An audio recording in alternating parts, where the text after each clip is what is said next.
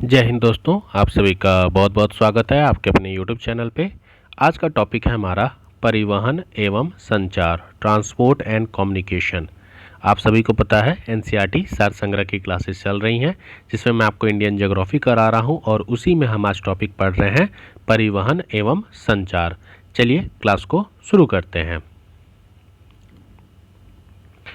अगर हम बात करें भारत में राष्ट्रीय राजमार्गों की, जिसे हम नेशनल हाईवे कहते हैं, तो उसकी कुल लंबाई कितनी है? तो 1,32,500 किलोमीटर। और ये आपका फिक्स नहीं है, ये चेंजेस भी हो रहे हैं पर डे। क्लियर? राष्ट्रीय राजमार्गों की सर्वाधिक लंबाई किस राज्य में है? तो वह है महाराष्ट्र में। महाराष्ट्र में सबसे ज़्यादा आपकी राष्ट्रीय राजमार्गों की लंबाई है। भारत के किस राज्य में प्रांतीय राजमार्गों स्टेट हाईवे की सकल लंबाई सबसे अधिक है? देखिए, नेशनल हाईवे सबसे ज़्यादा कहाँ है? महाराष्ट्र में। और अगर आपसे स्टेट हाईवे पूछ दे तो स्टेट हाईवे भी महाराष्ट्र में ही सबसे ज़्यादा है। क्लियर? कुछ प्रमुख राष्ट्रीय राजमार्गों की अगर हम बात करें तो ये इम्पॉर्टेंट है, ये ज़रूर याद रखिएगा। NH1 नेशनल हाईवे 1 दिल्ली से अमृतसर, ठीक है, इसकी लंबाई है 1226 किलोमीटर। तो NH1 दिल्ली से अमृतसर। NH2 कहाँ से है? NH2 आपका दिल्ली से कोलकाता, इसकी लंबाई कितनी है? 1465। NH3 है आपका आगरा से मुंबई, 1161 किलोमीटर इसकी लंबाई है। NH4 की बात करें तो थाने से आपका चेन्नई, इसकी लंबाई कितनी है? 1235। आगे बात करते हैं NH5 की। अगर हम बात करें तो ये आपका बारागोरा से चेन्नई है, पूर्वी तट के साथ, ठीक है, इसकी लंबाई 1610 किलोमीटर है। NH6 की बात करें तो धुले से कोलकाता, इसकी लंबाई है, मतलब धुले से कोलकाता, और 1945 किलोमीटर ये लंबा है। NH44 की बात करें तो श्रीनगर से कन्याकुमारी, देश का सबसे लंबा NH है आपका NH44, लंबाई है इसकी 3745 किलोमीटर। NH44 श्रीनगर से कन्याकुमारी। NH8 की बात करें तो दिल्ली से मुंबई आपका NH8 है, राजस्थान गुजरात में ही आपका क्रॉस करता है, दिल्ली से मुंबई, ठीक है। NH8 लंबाई इसकी 1428, सबसे बड़ा NH44। अगला है हमारा NH9 मुंबई से विजयवाड़ा, 841 किलोमीटर। NH10 की बात करें तो दिल्ली से फजिल्का, भारत पाकिस्तान सीमा के समीप है ये आपका 403 किलोमीटर है। NH15 पठानकोट से आपका समाखाइली, ये भी भारत पाकिस्तान सीमा के पास है, 1526 किलोमीटर। NH17 की बात करें तो पनावेल से आपका एडापल्ली, ये आपका पश्चिमी तट के साथ है, तो ये आपका 1269 है आपका NH17। NH28 बरौनी से लखनऊ, 570 किलोमीटर। तो ये कुछ प्रमुख NH थे और उनकी लंबाई दी गई थी जो हमने पढ़ा, ठीक है। चलिए आगे चलते हैं। अगर हम बात करें गोल्डन क्वाड्रिलेटरल प्रोजेक्ट की, स्वर्णिम चतुर्भुज परियोजना, गोल्डन क्वाड्रिलेटरल प्रोजेक्ट का संबंध किसके विकास से है? तो ये राजमार्ग से है, इसका जो संबंध है वह राजमार्ग से है। पूर्वी पश्चिम एवं उत्तर दक्षिण एक्सप्रेस राजमार्ग एक दूसरे को किस स्थान पर मिलते हैं? तो जो पूर्वी पश्चिम है और उत्तर दक्षिण एक्सप्रेसवे राजमार्ग एक दूसरे को झांसी में क्या करते हैं? मिलते हैं। प्रधानमंत्री ग्राम सड़क योजना, प्रधानमंत्री ग्राम सड़क योजना का उद्देश्य गांवों को पक्की सड़कों के माध्यम से जोड़ना है।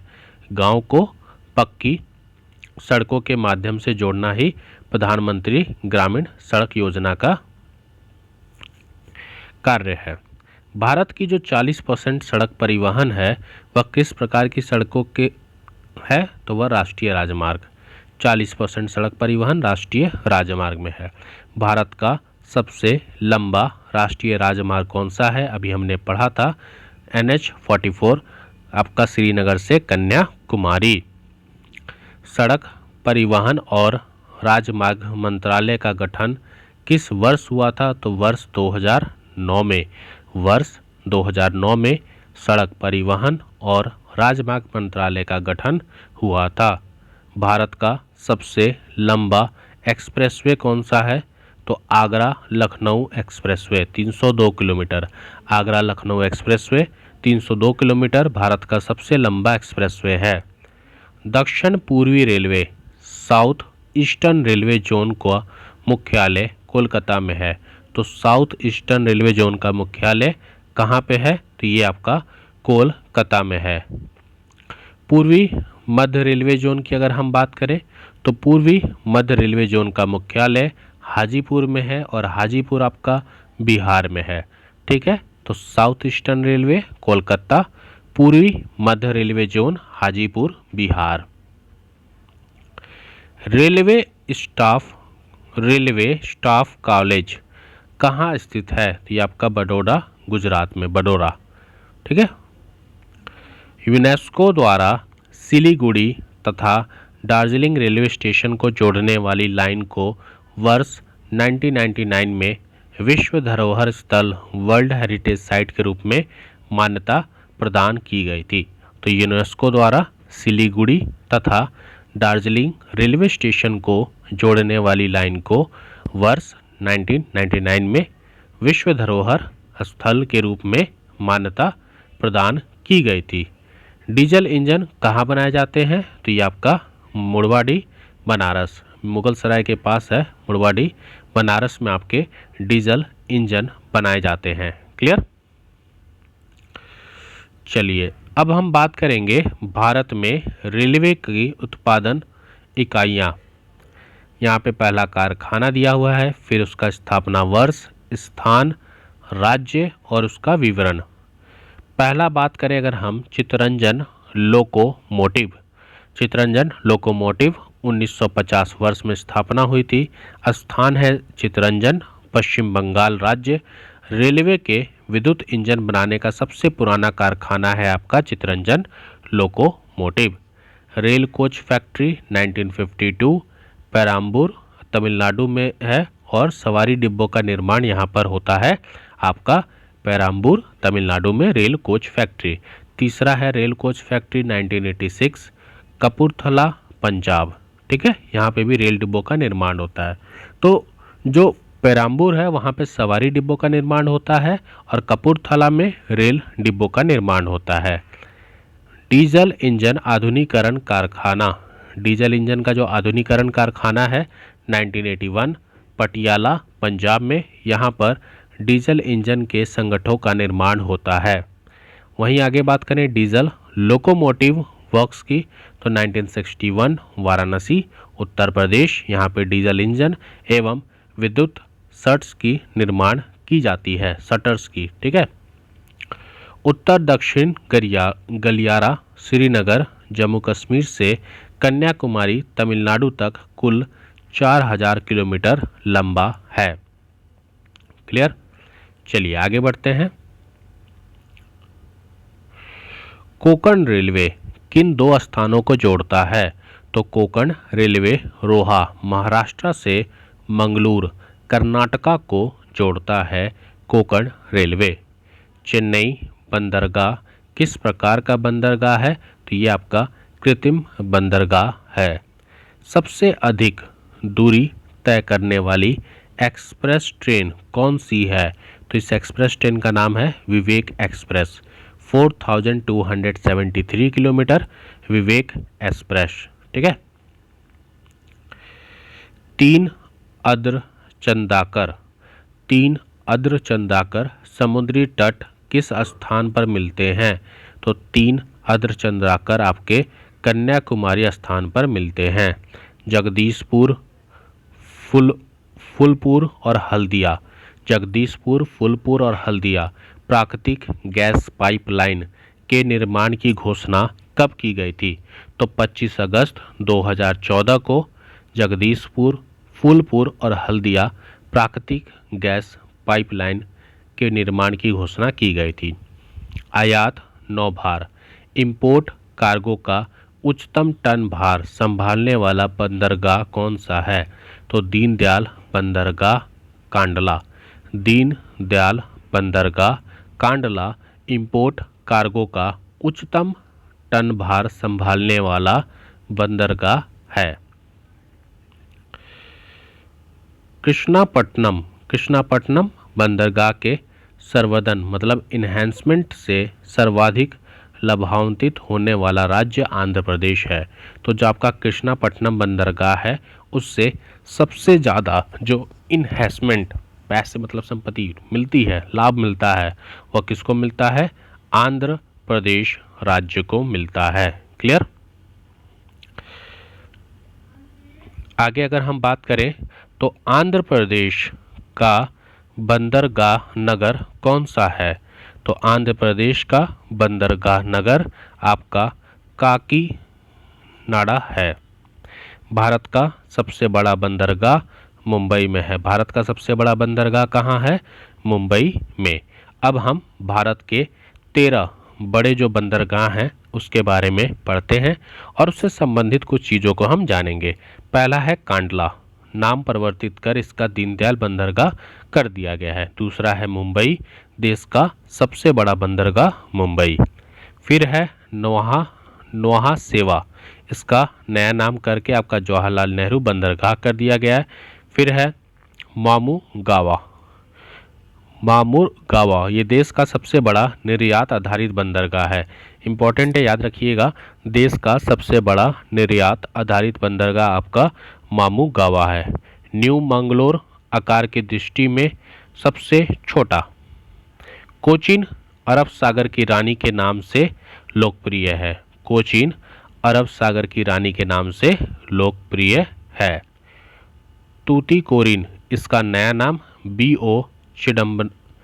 चिदम्बरनार कर दिया गया। B.O. चिदम्बरनार।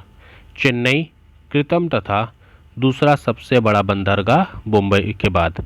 विशाखापट्टनम सबसे गहरा बंदरगाह है। पारादीप आपका इसका पोताश्रय सबसे गहरा है। ठीक है, सबसे गहरा बंदरगाह विशाखापट्टनम, और जो पारादीप है ये आपका इसमें जो पोताश्रय है वह सबसे गहरा है। कोलकाता और हल्दिया की बात करें तो ये नदीय पतन भी है। एन्नौर की बात करें तो ये सबसे बड़ा आपका कंप्यूटराइज्ड बंदरगाह है। और पोर्ट ब्लेयर की बात करें तो अंडमान निकोबार द्वीप समूह में स्थित है आपका पोर्ट ब्लेयर। ठीक है, पोर्ट ब्लेयर। अब कुछ चीज़ें पढ़ते हैं फिर इस मैप पे चलेंगे। राष्ट्रीय अंतर्देशीय नौवहन संस्था, राष्ट्रीय अंतर्देशीय नौवहन संस्थान कहाँ पे है? पटना में है। गुरु रामदास अंतर्राष्ट्रीय हवाई अड्डा आपका कहाँ पे है? अमृतसर में है। भारत का सबसे बड़ा जहाज तोड़ने का यार्ड गुजरात में किस स्थान पे है? तो अलंग। अलंग में भारत का सबसे बड़ा जहाज तोड़ने का यार्ड आपका है। कच्छ की खाड़ी पर कौन सा बंदरगाह है? दीनदयाल बंदरगाह, जिसे हम कांडला कहते हैं। भारत के बंदरगाहों में कौन सा एक खुला सागरीय बंदरगाह है? तो चेन्नई। चेन्नई बंदरगाह भारत के बंदरगाहों में खुला सागरीय बंदरगाह है।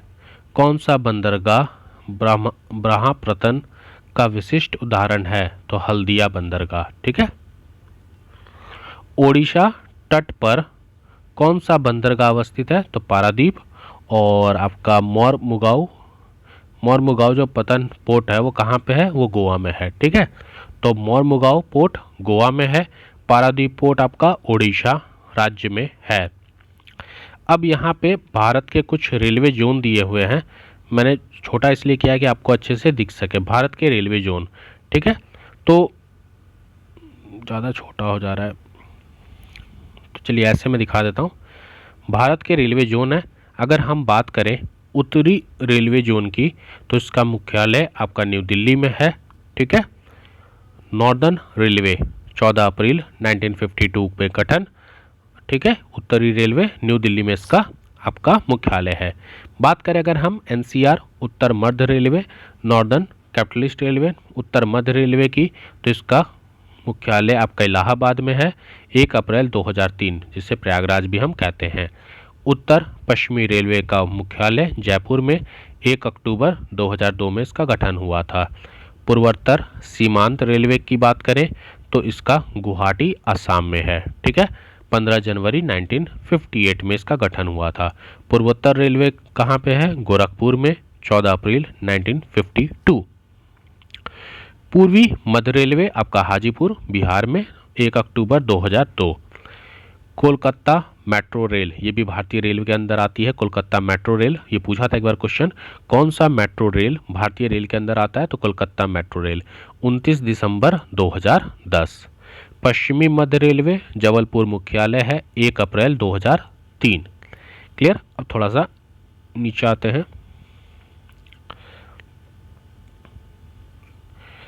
अगला है हमारा पश्चिमी रेलवे, चर्च गेट मुंबई इसका मुख्यालय है, 5 दिसंबर 1951, ठीक है। मध्य रेलवे मुंबई सेंट्रल इसका मुख्यालय, 5 नवंबर 1951।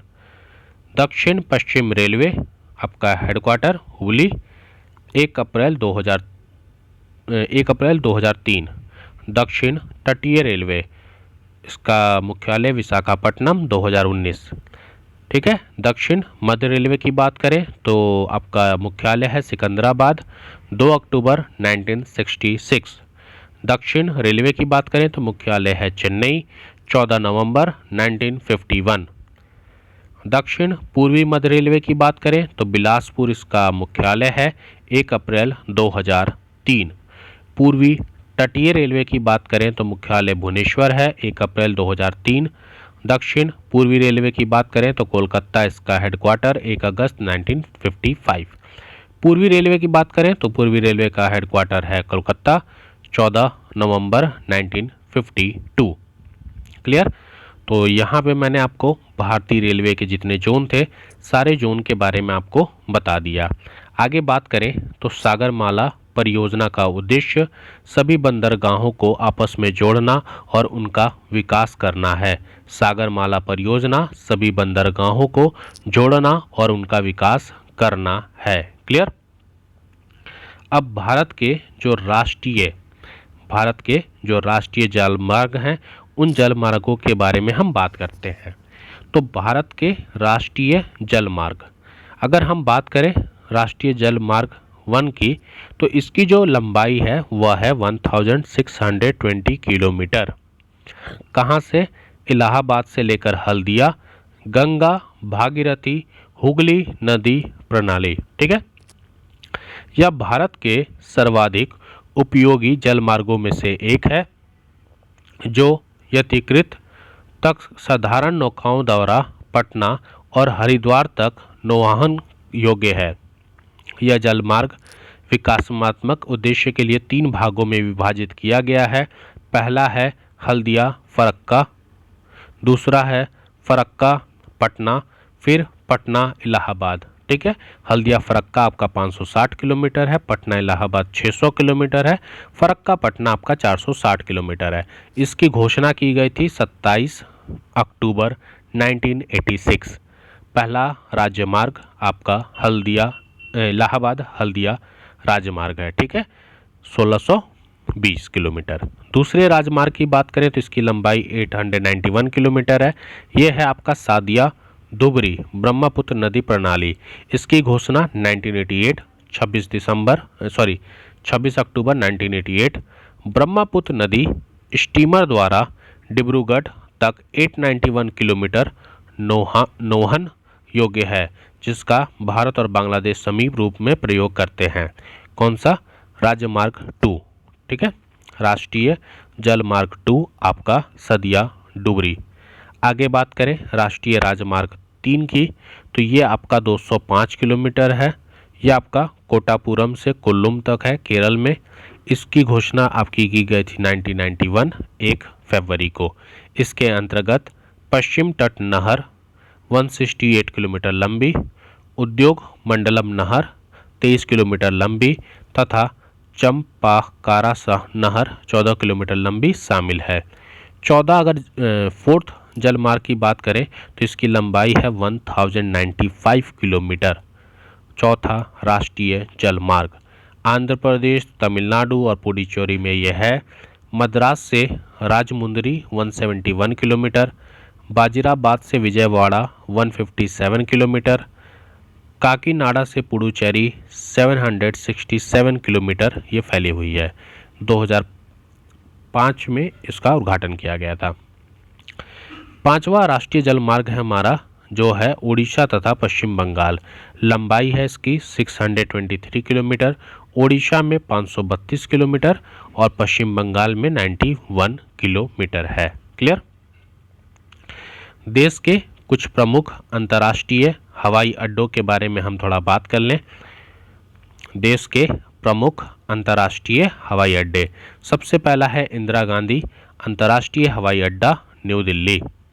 छत्रपति शिवाजी अंतर्राष्ट्रीय हवाई अड्डा ये मुंबई में है। नेताजी सुभाष चंद्र बोस अंतर्राष्ट्रीय हवाई अड्डा कोलकाता। बाबा साहेब अम्बेडकर अंतर्राष्ट्रीय हवाई अड्डा नागपुर। सरदार वल्लभ भाई पटेल अंतर्राष्ट्रीय हवाई अड्डा अहमदाबाद। गोपीनाथ बारादौली अंतर्राष्ट्रीय हवाई अड्डा गुवाहाटी। चौधरी चरण सिंह अंतर्राष्ट्रीय हवाई अड्डा लखनऊ। श्री गुरु रामदास जी अंतर्राष्ट्रीय हवाई अड्डा अमृतसर। त्रिवेंद्रम अंतर्राष्ट्रीय हवाई अड्डा तिरुवनंतपुरम। कालीकट अंतर्राष्ट्रीय हवाई अड्डा कोझिकोड।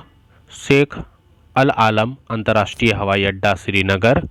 राजीव गांधी अंतर्राष्ट्रीय हवाई अड्डा हैदराबाद। कोचीन अंतर्राष्ट्रीय हवाई अड्डा कोची। वीर सावरकर अंतर्राष्ट्रीय हवाई अड्डा पोर्ट ब्लेयर। डैबोलिम अंतर्राष्ट्रीय हवाई अड्डा गोवा। कैंपोगोड़ा अंतर्राष्ट्रीय हवाई अड्डा बेंगलुरु।